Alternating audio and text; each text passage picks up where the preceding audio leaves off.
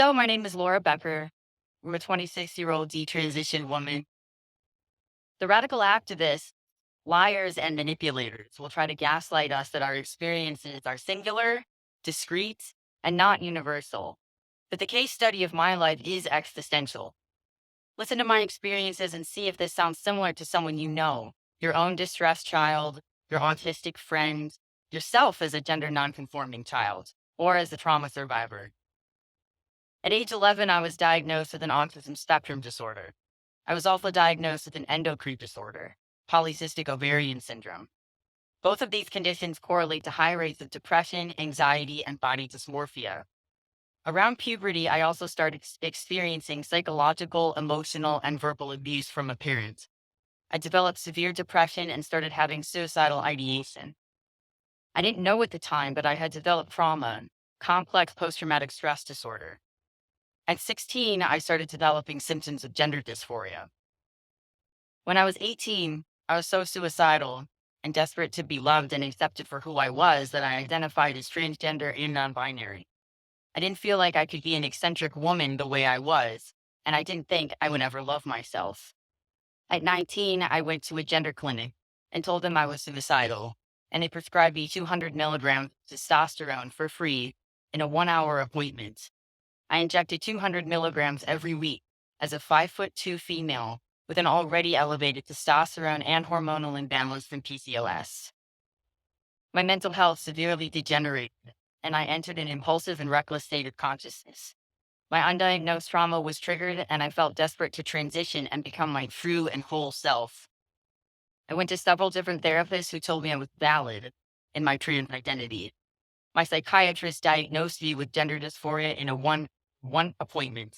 Despite being suicidal, autistic, exhibiting symptoms of trauma, and being only 20 years old, she said that according to the World Professional Association for Transgender Health, WPATH, standards of care, I was stable enough to consent to having my breasts removed by a radical double mastectomy.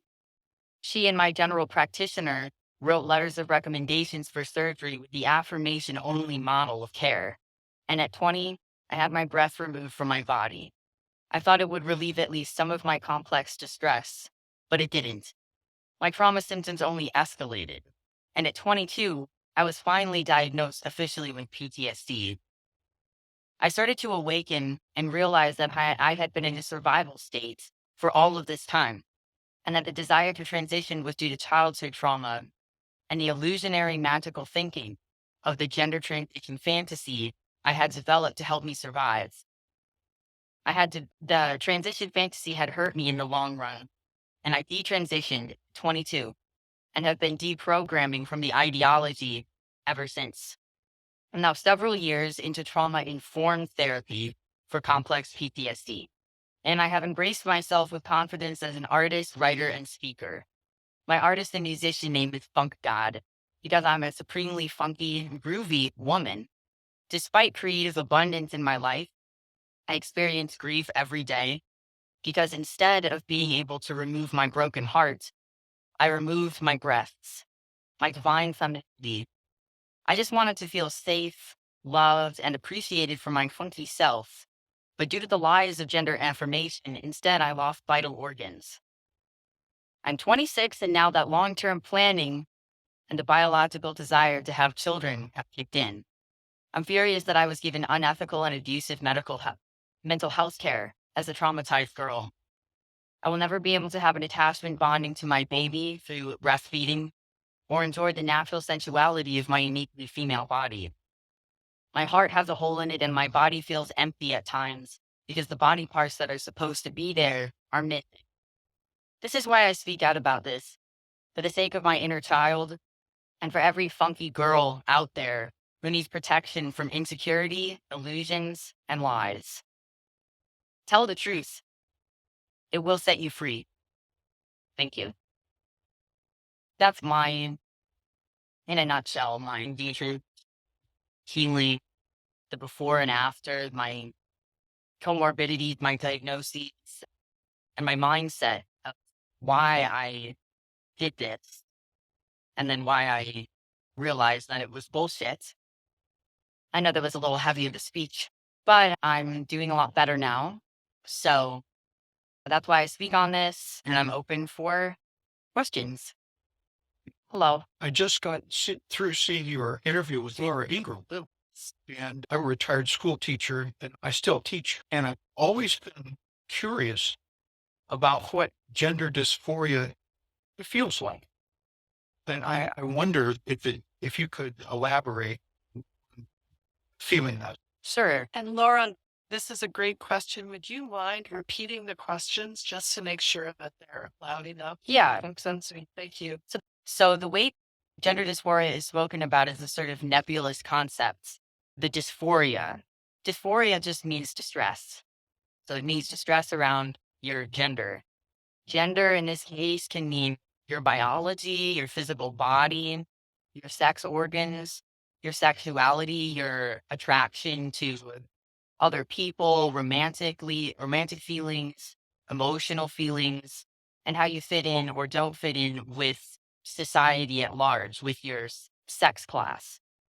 So for me, the dysphoria manifested as repetitious ruminations and extreme self loathing about my body, specifically my sex characteristics, my genitalia.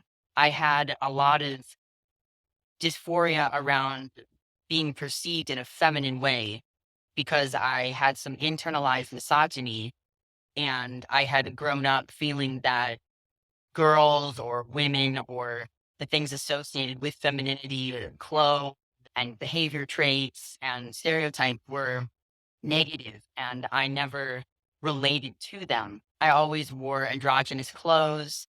And while all these sort of thoughts and feelings are things that we all grapple with when we're going through puberty and becoming adults and understanding our bodies, gender dysphoria is more extreme. It's extreme self loathing based on being that particular sex. It can be differentiated from body dysmorphia in that body dysmorphics are very fixated on typically one part of the body and they have a very irrational sense of that body part. They might feel that they're way fatter than they are or a particular body part. It's not ideal, but they still accept their biological sex. And so for me, the gender dysphoria was self loathing, anxiety around being perceived as a girl, as a woman, and also not just wanting to escape the female body, the menstruation, the sex roles, being a mother, having children, but also an obsession with the opposite sex, with masculinity. And a lot of this that's not talked about as much is that it can be related to sexuality. And as a heterosexual woman, I was attracted to men. And so I not only admired the male form in a kind of unique and special way, but then I became very demoralized that I didn't view the female body as erotic, as beautiful. And so I couldn't see that in myself. And I had obsessions and fixations with the male body, with the male sexual experience, with the phallus, with the opposite sex behaviors that I thought only men get appreciated for having dirty humor, or only it's men who mostly talk about watching porn, which there may be some validity in gender and sex stereotypes. But what I've come to realize is that a lot of these feelings of distress were due to being abused by my father and other men and having severe relational wounds to men and not being accepted as a quirky, autistic girl, and that I could still wear whatever I wanted and be however I wanted in my female sex, and that it didn't mean that I couldn't be accepted. Um, does that answer that? Thank you. Welcome. Yes. We have a question from the Zoom audience. Have you ever had any threats of violence since detransitioning and speaking out? Yes, I have. I primarily get attacked online, which it's not that the threats are not legitimate. I haven't been in a perilous situation. I do get a lot of harassment. I've had a harassment campaign started from an anonymous person from high school who messages me nasty things and keeps making new accounts and threatening to reveal, just do reputational damage. And then people online will gaslight me. So it's more psychological. I don't want to say violence, but it's psychological abuse and manipulation that I primarily get from people saying that I'm lying, I'm a grifter, this isn't happening. If it is happening, it's only happening to a very few number of people, so it doesn't matter. And I have had people say that I don't deserve to have rights. I should be grateful for what I still have. I get called a TERF a lot, which is a slur for women who are critical of the trans movements and TERFs. There's a lot of rhetoric around punch a TERF, kill all TERFs. Yes, I have gotten a lot of threats, and my Etsy store, which has some, like this shirt I made, this detransition shirts in there. There's critical thinking, free speech shirts in there. And the store has gotten attacked and been called a Nazi. And so they are, so fortunately, it hasn't been physical, but it's been a reputational and psychological attack. Could you tell us about with the testosterone, how you came up, what kind of effects you may have first? Yes. Would you repeat that? Yes. So I was asked about the effects of testosterone. So testosterone was very disastrous for me. As I said, I have an endocrine disorder that creates elevated levels of testosterone and sensitivity to androgens, which are the masculinizing hormones. When I received the testosterone, I was already having irregular periods, severe cystic acne, weight problems, depression and anxiety related to hormonal mood dysregulation. And so when I was put on the testosterone, it just exacerbated that times 50. Emotionally, I was volatile, very aggressive, angry, had a short fuse, temper, and I started being very reckless, impulsive, and having trouble with self control. I'm getting into fights, threatening people, driving recklessly, like very severe effects psychologically. And then physically, I started to, my acne started to get much worse. I was sweatier, or more oily. I was growing more body hair. So just all over my body, the hair was thicker, coarser, and I started to grow facial hair.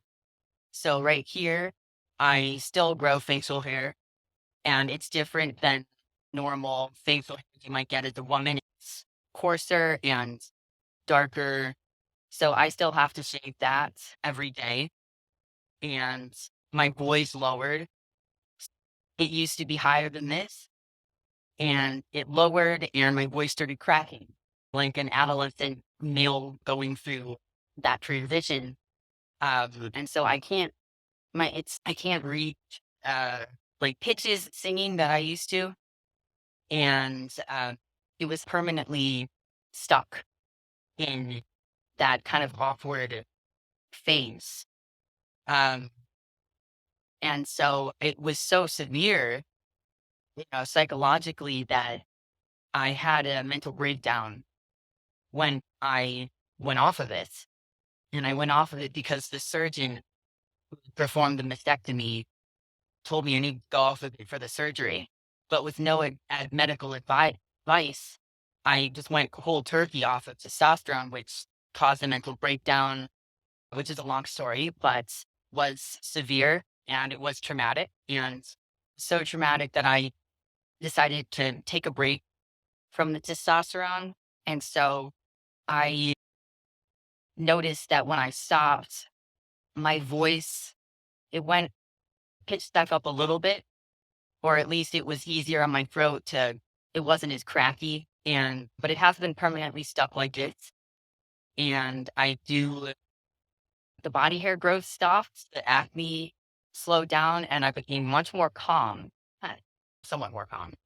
But yeah, so the permanent effects would be the facial hair growth, the voice drop, and as for my fertility, I do have regular menstruation now, and I think my hormone levels are okay.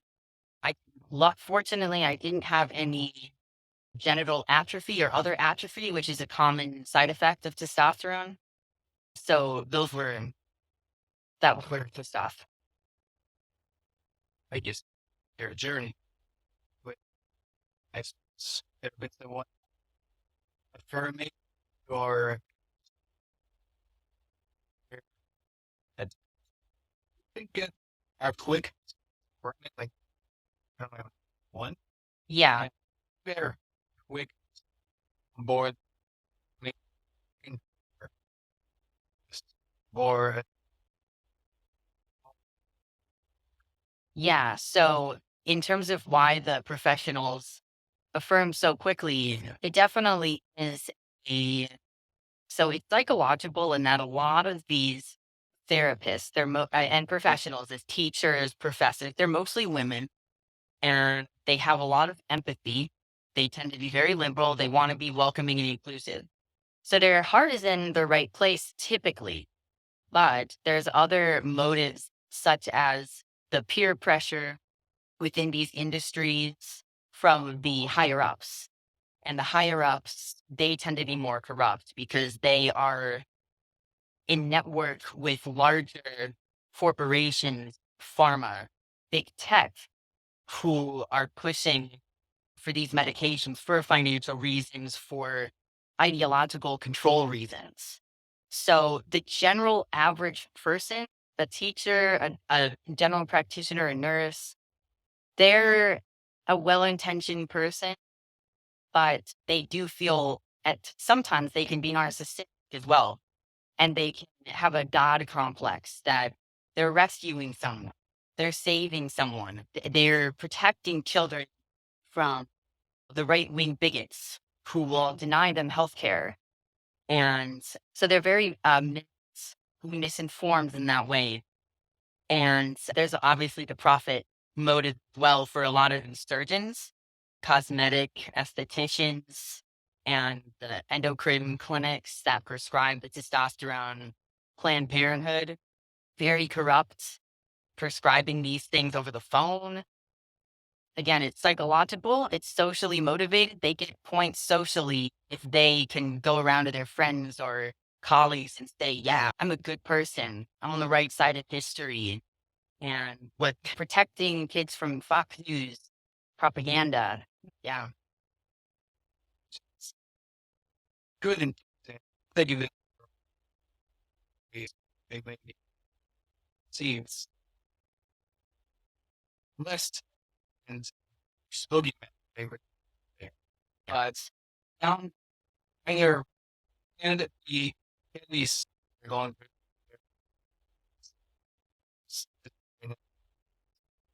a work with what I think allowed to turn around and hold juries out therapists out. That's a good question. In terms of holding doctors and therapists accountable, there so far hasn't been a precedent set, which means that there are a couple lawsuits in progress, and I'm formulating a case myself. But so far, there hasn't been a successful suing of any clinician or professional because it's expensive. When you go public about this in any way, it blows up and you get unwanted attention and harassment. A lot of people just want to move on.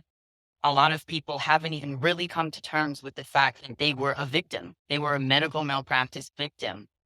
And we'll see in terms of how we can change the tide legally. I think that will help greatly. But I will say, in a positive sense, there have been some whistleblowers, clinicians that have been whistleblowing about the unethical practices they've witnessed, the censoring of free speech within the organizations. And that's been both in the US and in the Netherlands and in the UK.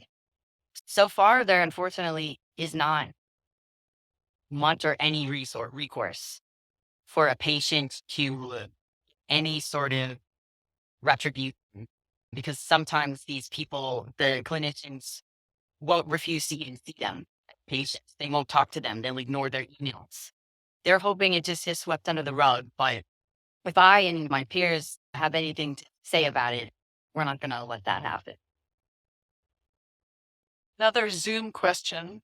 As a young child, can you describe social influences that pushed you into the direction of transgenderism? Were there any people that helped or did not help your decisions as a youth?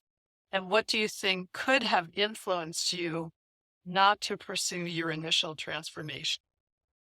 You might want to repeat some of that, or Yes. we can do them one at a time. Yeah. So those are two different questions. So the first question, what were the social influences that led me to transgender ideology? I found transgender ideology online on Tumblr. Tumblr was where the misfits went, the artsy people. It was very gay friendly, nerd friendly, and it was just a place for creative, quirky people to find community. So initially it was positive for me, but what happened on Tumblr was that queer theory, the deconstruction of the body of male and female, of sex roles, of Judith Butler's theories about gender being the social role that's different than the sex, came down from universities to college students into the Tumblr discourse. And so teens and adolescents were being exposed to that there is an internal gender identity. It's different than the biological sex. There are an infinite number of gender identities. And it's up to you if your process to be feminist, be progressive, be anti-patriarchal, anti-religion, all of these sort of anti-establishment teen concepts combined with the lie that there's an internal gender identity and that being trans is just normal and it's just another way to be, and you must get health care if you must transition if you have gender dysphoria, got into my sphere and everyone else's sphere on there. At around 15 or 16, I was thinking about gender identity. What is my gender identity? At first, I called myself genderqueer, which essentially just means androgynous.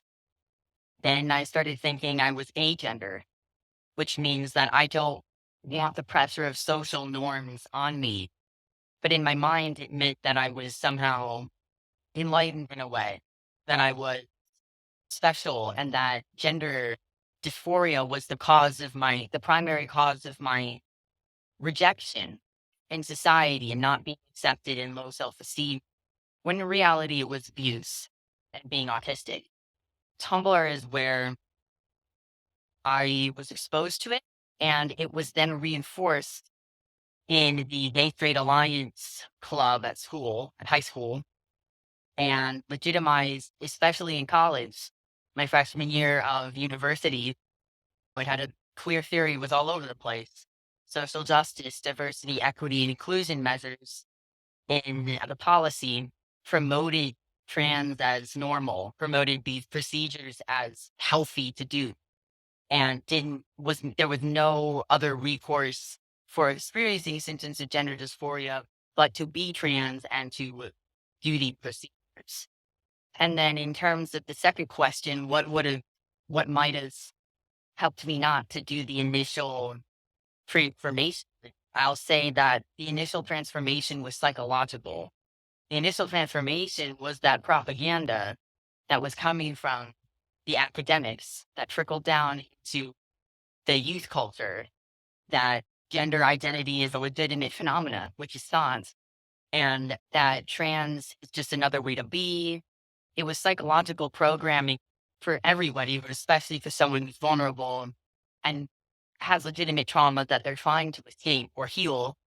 So what would have helped in that case was the school system, especially in university, teaching other perspectives, teaching about evolutionary psychology. What is the role of a male and a female typically? What are the pros and cons? How can we function with different personalities within our bodies? And also from therapists, from the psychological professions, having a therapist who didn't affirm me, who said, I wonder maybe some of this gender distress is related to your feelings about men from your dad being abusive and toxic masculinity harming you. But unfortunately, that didn't happen. So it's a systematic lie what's happening. We can't expect kids or young people on an individual basis to be able to study evolutionary psychology and realize these things on their own. Teaching and having them in the institutions, teaching reality and the positivity around being in a body. That's what it prevents it.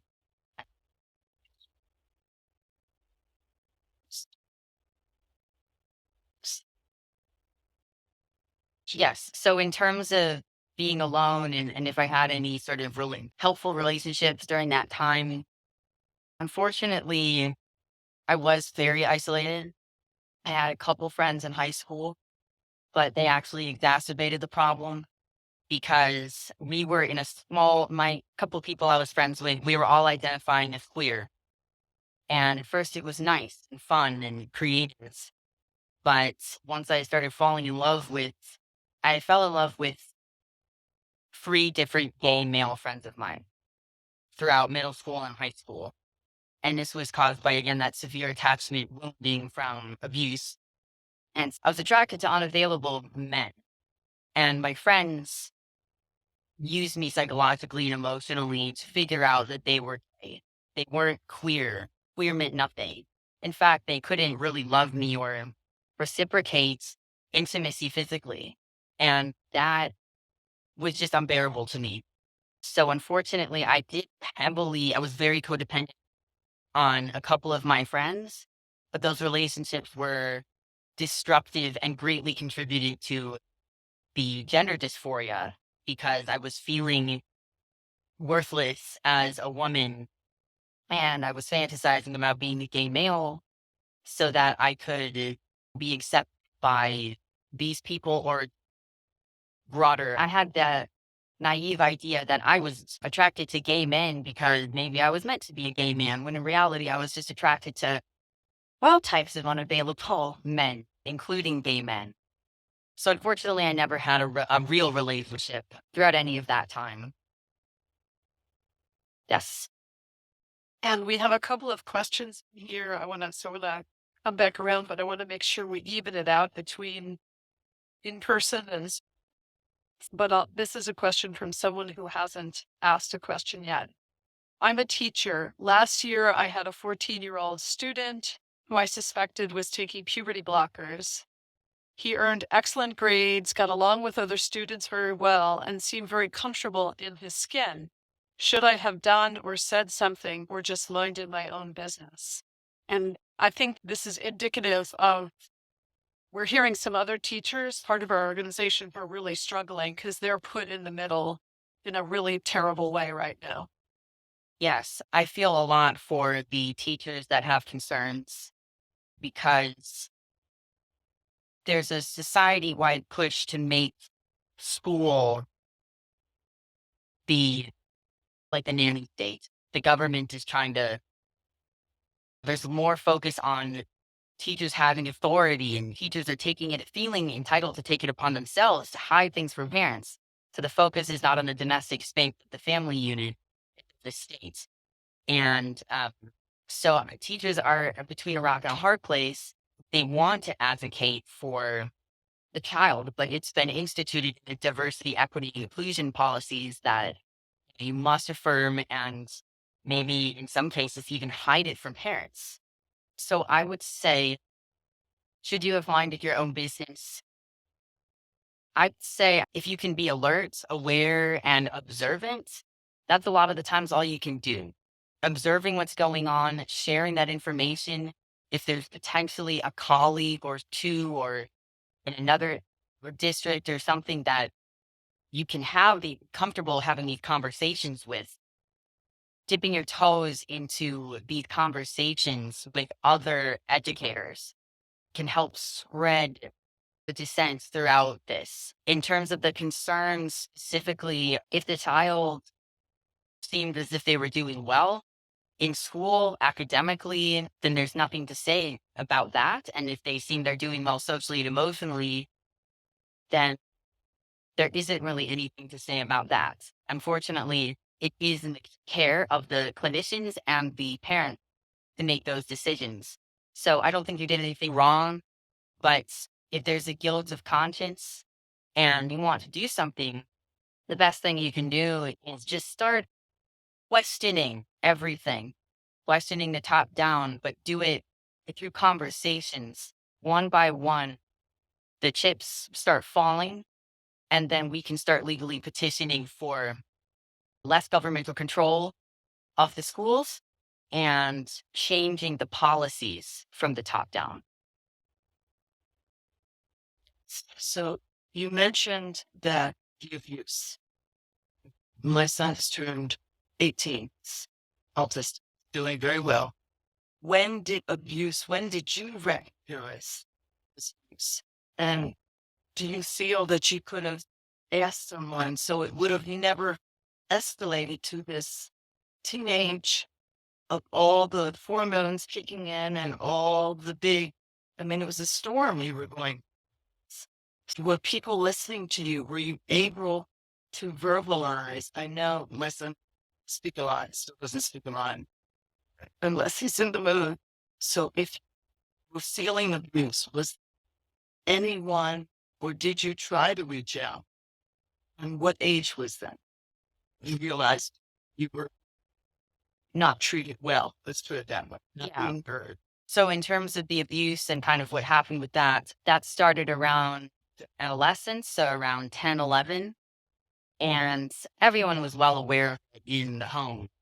My mom said that the behavior was abusive and she tried to prevent it, but ultimately it continued and continued for about 10 years.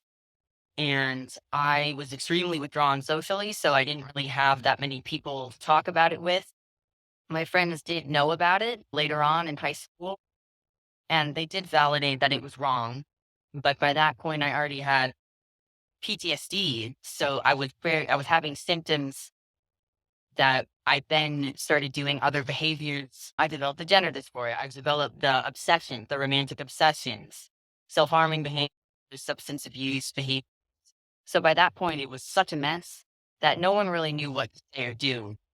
And unfortunately, I never really found a clinician or a therapist that really connected with me and could say, this is abuse, this is trauma, until after the transition, after a lot of years of that. I knew it was abuse very early, but as a kid, it's like someone says this is abuse and you hate the person and you try to, but you just end up internalizing it and hating yourself and abusing yourself and then being abused by other people because you don't have a sense of what healthy love is like or boundaries. Unfortunately, there was only so much I could do with my awareness because there wasn't other adults that helped me escape the situation. So I think because all of us that became single parents, problem children or different children or whatever, I chose the hell was him. No one's going to hurt my child. And if your mom would have been stronger, do you think that would have helped some of this? Yeah, it's very hard to, It's hard to look back. yeah, Have mistakes. it's hard. I've done a lot of reconciling with my mom and really understanding her perspective, looking back with an adult brain. She had to weigh the pros and cons. I had siblings. There's a lot of things at stake financially, and she did the best she could with the knowledge she had at the time. She does regret staying with him in retrospect. I do think if she had more knowledge of generational trauma, if she had more knowledge of developmental issues that were occurring at that time, or she had more resources and energy, I think a lot of this could have been prevented. But of course, I don't know what would have happened hypothetically they had separated. And she was in a quarantine. She was. Yes. So your relationship with her is good. But It's a healthy relationship. I wouldn't say that we're very close. There's been a lot of emotional distance from me and my family, but we have a healthy relationship and it continues to improve. sees another Zoom question. Do strangers ask questions? And if so, are they sympathetic or hostile? Yes, strangers ask questions.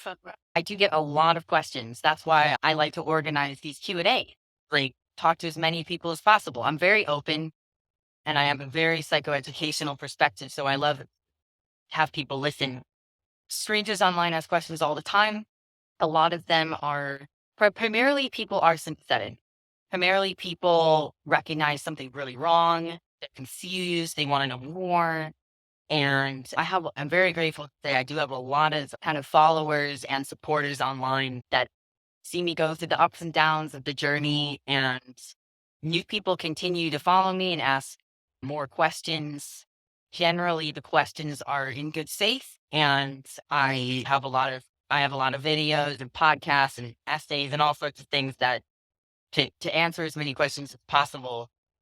In terms of negative questions, strangers do talk to me a lot online in a negative way as well.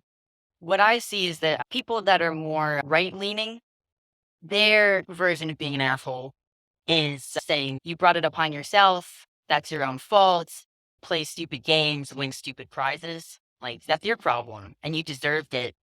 And then from the more left-leaning assholes that are in the gender calls, they'll say, you're a liar, you're a transphobe, you were never really trans. And they will ask questions in bad faith. So there's outliers. There's two different types of strangers that harass me. But mostly people from the right, left, independent are very sympathetic. And I'm just going to do a check. So you're still to go until 7:30. We do have a couple more questions online. I guess I would say that if anybody needs to leave at 7:30, either on Zoom or here, feel free to go to do. But I would propose that we go for an additional 10 minutes, 15 minutes and see where we're at. Is that okay for people? Okay. And also, in case anybody does have to leave, I also want to thank Yvette, my friend Yvette Neary, who introduced us to Laura and this helps this whole event. Thank you, guys. I wanted to do that after everybody was here. Mm-hmm. The next question that we had online, and this is also a couple different questions nested together. You were really good at remembering them both last time. Yes. If you want me to break it down. Yeah, just one at a time. One at a time. Okay. When your transformation was initially decided upon, how did the system attempt to get informed consent from you or your parents? That's a good question. The informed consent, it consisted of me going to an LGBT clinic, saying I was trans and had gender dysphoria and was seeking testosterone, them talking to me about it, and then having me sign a few papers or giving me a few papers of information, and then giving me the testosterone that same day, prescribing me that. So the way they got informed consent was, they spoke to me about what's going on. I'm always been very open, so I was very open about my autism, everything, being suicidal, and it didn't really make any difference. I think they would have given me informed consent. I think they would have given me testosterone almost no matter what I said, because that was their job, to just be sympathetic and give it. In terms of the surgery, the doctor was trying to follow the W path of care at the time, which was to have 2 letters from medical professionals recommending the surgery. So I approached the psychiatrist. She did a poor job of evaluating me, let's say, and she wrote me a letter saying that I was stable, even though I was suicidal. Like, I admitted myself to an inpatient psych ward within about a month or so of seeing her. So that was one letter from a medical professional. The other was from my general practitioner, who she didn't know me really. I just see her once a year for a checkup, basically. And I said, I need another letter. She was like, sure. And that was how fast it went. Just no gatekeeping at all. And Next question was, how did they describe to you as a youth the end result of your initial transformation? Did they describe any pros or cons? And I guess this goes along with what informed consent. Did they give you any sense of possible contraindications or consequences, anything like that? In the gender world, the future doesn't really exist. Everything is very, we must do this right now. This person is in distress right now. We have to do everything we can to get them these hormones and surgeries and deal with this. So they really didn't talk much at all about any long-term consequences. They gave me a few sheets of information that I can't remember if they listed anything, but certainly nothing stuck out at all in my memory of any risks or long term. I was not informed about a lot of things. I was not informed that the mastectomy that I was having was different than a typical mastectomy, such as for breast cancer. It's a different procedure. I didn't realize that if you're on testosterone for a certain amount of time, you will have vaginal atrophy. You might develop other conditions and you will eventually have to have a hysterectomy if you're on it long enough, about 5 to 7 years.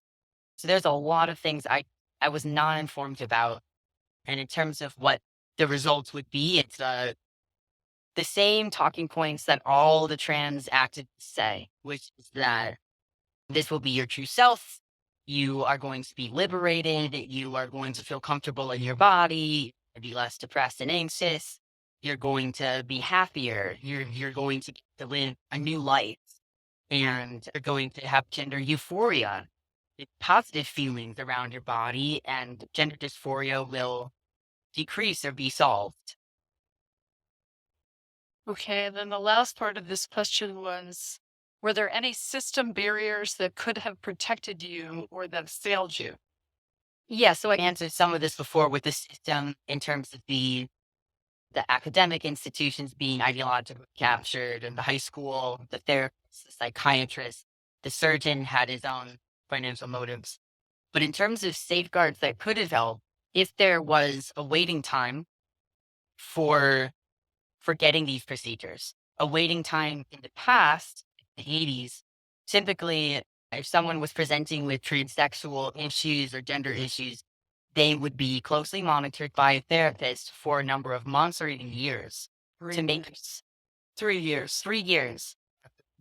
3 years 3 years. to have therapy, to adjust to doing the real life test, which is can you pass as the opposite sex? How do you feel doing this? And to work through other comorbidities that might be interfering and to see if you're a good candidate for cross-sex hormones and surgeries.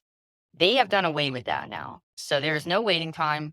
There is no real life tests. There is no therapy required. There is no thorough evaluation. And these all would have been barriers because if I had had therapy, as upset as I was in thinking that this would help me and that I was trans, if I had a therapist such as I later had, fortunately, who helped me to realize my childhood trauma and what PTSD was, and it was okay to be a straight woman, that being a female isn't all horrible and a curse. I very well think that it would have resolved within a few years of doing therapy, as it has from later doing that. Question for me, actually. Probably the single thing that I can't wrap my brain around with this is in terms of development of children. And so I'm just wondering if either that could be leveraged somehow in communicating about this. It's hard for me to understand how psychological professionals can advise something when number one, the risks aren't communicated, and number two, it's not developmentally, cognitively possible for kids to understand. So I just wondered if you could speak about that and how we might be able to use that or what the implications are of that. That's a good question. I think that's one of the primary things that I think about is, and that's one of the most evil aspects of this, is that children, minors, cannot ever consent to permanent sterilization. They don't know. And we shouldn't need to look at a research paper to say that a 2-year-old doesn't know anything about anything. And so what's happening is people are being indoctrinated to doubt their senses, to doubt their intuition, to doubt any past experience, any traditional viewpoints in favor of the ideology. And if you talk to these people, these gender doctors or people who are parents who are ideologically under control, you can say to them, they're too young, they can't understand long-term consequence, and they won't give you anything based in psychology or health or science. They'll just say these ideological talking points like children know who they are. Trans children are valid, that sort of thing. So in terms of specifically with the gender doctors, I don't think there's anything you can say to them. I think they have a spiritual belief that these children are special and they need to be transformed in a religious way. I think most people, I think they feel anxious. Most parents, they're just like, they're stressed, they're confused, they're conflicted. They want to be supportive as they're said that they should be, but they know intuitively that's wrong. That's their kid is not the opposite sex. And so if you give them permission to voice their discomfort and hold space for them to be able to work through their discomfort and be able to voice their concerns without being silenced and shut down, they're going to be able to work through.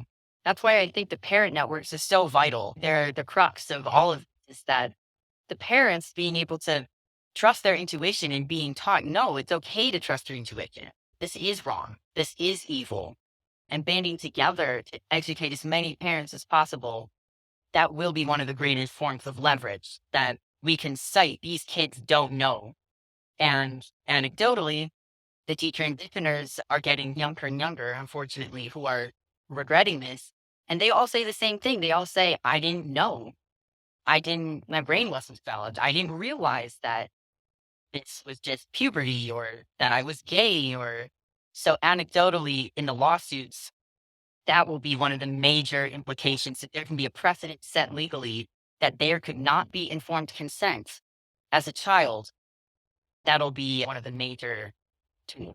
Yes, absolutely. Okay, so way back when I was earning a degree in change development, I guess that was involved with the belief it was Washington State about alcohol abuse for generations.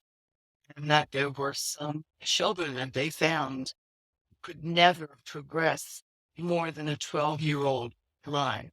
But yet, with the right training and with the right supports in place, they became very successful people last year with the right job. But the questions were now asked for some of the people: did grandpa drink? Did dad drink? Did mom drink? And when those questions started to come out, I forget this. Truthfully, this thesis was originally done, but it was huge. That a lot of this is family stuff. Parents need to be parents. The schools, and working in the schools before, cannot be the parents. And this is wrong, all this stuff. People are going to work and expecting schools to do it all. The schools cannot do it all. The parents have to be involved. And not everyone's cut out to be homeschooling, but you still, if you're going to have children, I feel that you still have to be involved. You have to show up at the schools. You've got a school that says, oh no, you have to make an appointment first. Red flag. Sorry. It's not what you do. You should be allowed to come to the school, and not in a nasty way, but you should be allowed, hey, I'm here. I've got something for the teacher, for the classroom. We shouldn't have to spy on our kids, but right now it's getting crazy. I'm just for the sake of the Zoom people, because I'm not sure they can hear everything you're saying. Can you formulate your question for Laura so that she can repeat that back? My question is, did anyone ever ask you about family history? I was at a job interview today. They wanted to know my family history, my parenting experiences from my parents. Did anyone ever ask you how involved were your parents? That's a very important You question. take that just it is a little further away in the ACs. Um, They can hear. and the question was, did anyone ever ask about my family history, about my parents, what the influences might have been in their parenting style on this? The answer, any traumas? That you did. The answer is no. The answer is that no family system, it wasn't examined the dynamic of the family. It wasn't examined the influence of the abuse from my father or feeling alienated in my family, my siblings. None of it was addressed at all because these doctors go ask questions as a therapist. The whole point of therapy is to ask questions to help stimulate the clients to understand, to realize something. And that's not allowed in this ideology. And so I do think it's one of the most pertinent things to then to ask questions, to especially ask questions about the family. That's psychotherapy 101. Was it your mom or dad? And it's just, it really is egregious. They were so overt of trauma and it wasn't addressed at all. I was wondering, what advice would you give to a student today who, if the parents, if there's a good relationship with the parents, and you can talk with the parents as a teacher, say, I'm observing this, but for the situation where it's a dysfunctional family, like so huge, so if you're a student coming from a dysfunctional family, you can't count on your parents. Um, what advice would you give somebody coming up in your shoes afterward? That's a very good question. What advice would I give to a student, dysfunctional family, who didn't have their parental support, would be confused? I would absolutely advise online resources. In the age of the internet, we can find so much information about anything that we want to learn, anything that's going on. There is a lot of varying opinions of validity of certain information, but I would advise research trauma, research family dynamics, read the standard psychology books about these topics because this is not new. It's not new at all. I would also highly recommend finding some kind of mentor. A lot of people don't have the luxury of having a family member or a neighbor or a teacher or a counselor that can help mentor them. And I wouldn't be at all where I am today if I didn't have older adult mentors who could help facilitate my growth. I think all children should have many different mentors and healthy adults, regardless of what distress they're having. There are mentorship programs online. It is possibly someone in your extended family, just a relative, maybe a teacher that's a little more close with you. It's just anybody that you can feel safe talking to. And even just something I would suggest is practicing self-advocacy in this is a business term, networking, but I have networked to find mentors and friends, as in I go to someone and that I somewhat trust or know even a little, and you could say to a teacher, I I really need some more support. I need someone that I can talk to. I can't afford therapy. My parents are useless. Is there anyone you know? And that adult will likely be able to connect you more sophisticatedly to some type of mentor or to an affordable therapist. It's asking a safe adult, which can be very hard when you have been rejected and not helped when you have asked in the past. But I will say there are a lot of good people. It's a numbers game. There's a lot of horrible people. There's a lot of people who don't care. And then there's a lot of good people that will do their best to help.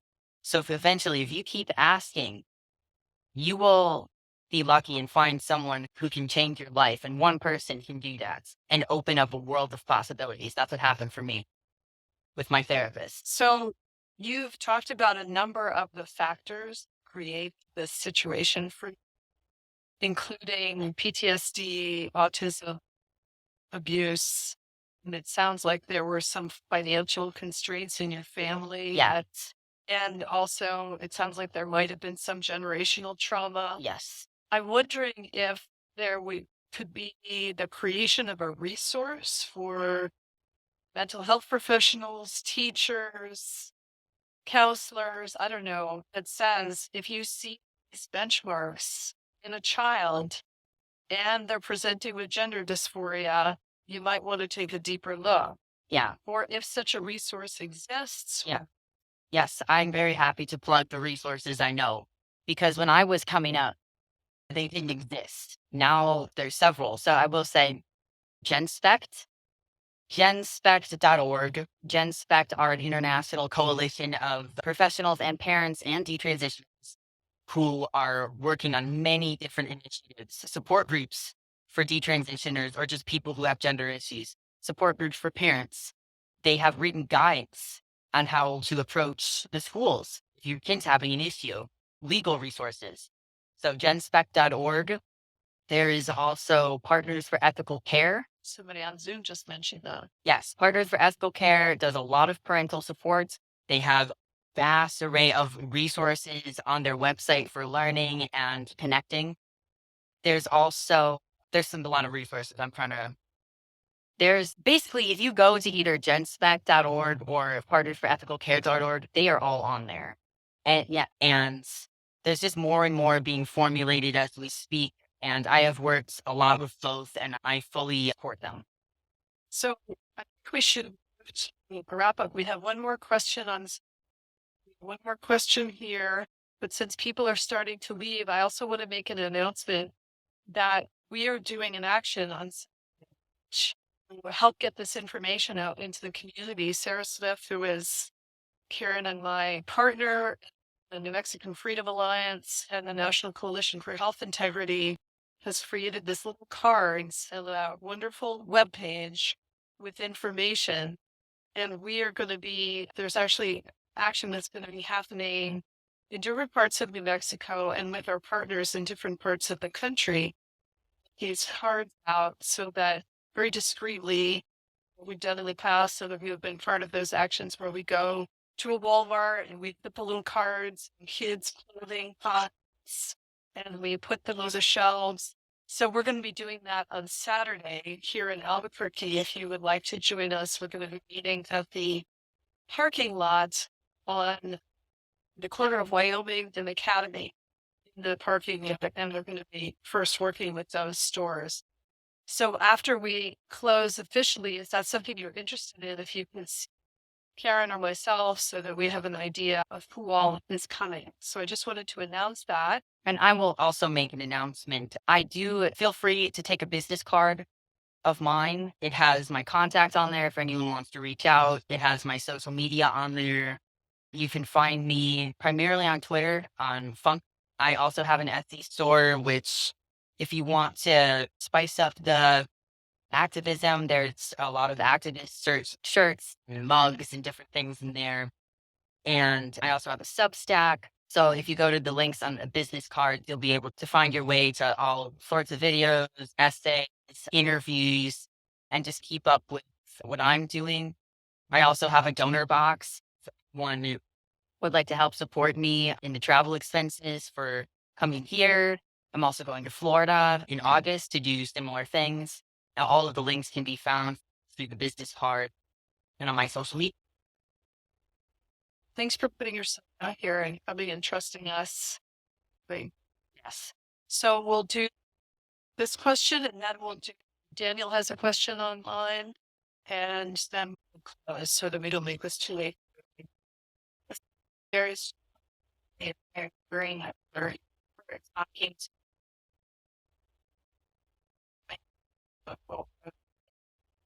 but my grandfather has a daughter. Long story short, daughter and sibling love all of a sudden words helping her. She was when she passed out, it's hell. Right. Very then we think of bully. He won. But they were pushing on her out of the blue all of a sudden. So giving place how well, because really scary. Like I have a 16-year-old. Can you repeat this one more? Please.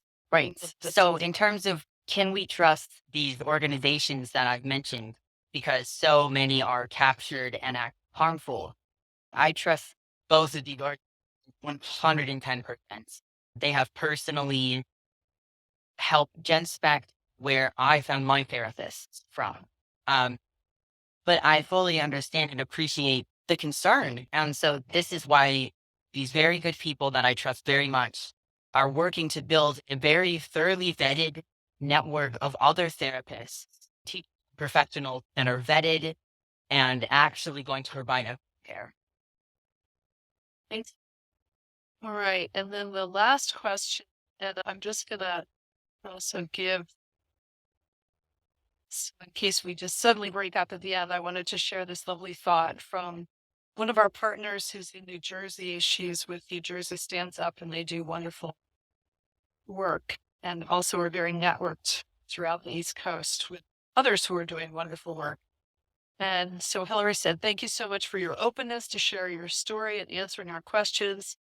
Courage to share and encourage us all to learn and protect other kids and young people is very admirable. Blessings for your life going forward. Thank you very much. And then this is the last question. Can you describe your spiritual journey? I know that your experiences have brought you alignment with truth. Has your journey strengthened your spiritual? That's a really nice question. Have my journey strengthened my spiritual beliefs? Yes, I've been through a very intense existential journey, and I'm still going through that. I was raised Catholic, fairly liberal, very anti-religion, very anti anything. But through doing psychedelics, I had a spiritual awakening, and I started to connect, especially with Buddhism, Taoism, Hinduism, and then through studying all of these things through the lens of philosophy, I have come to have a paradigm shift of my understanding of religion, of spirituality. I identify with Taoism the most, but I have appreciation for religion, for spiritual belief, and my spirituality is getting strengthened every day because I have very specific understanding of that good is real and that evil is real. They're both very real. And if you can align yourself with good, which is truth, beauty, love, harmony, these things, you can align yourself with that, your life will improve. And the more you align, the better it gets. And so I've become to have a great appreciation and understanding for the power of goodness, which some people might call God. It seems like a wonderful note to wrap up on. And thank you all for coming. Thank you, Karen, for hosting.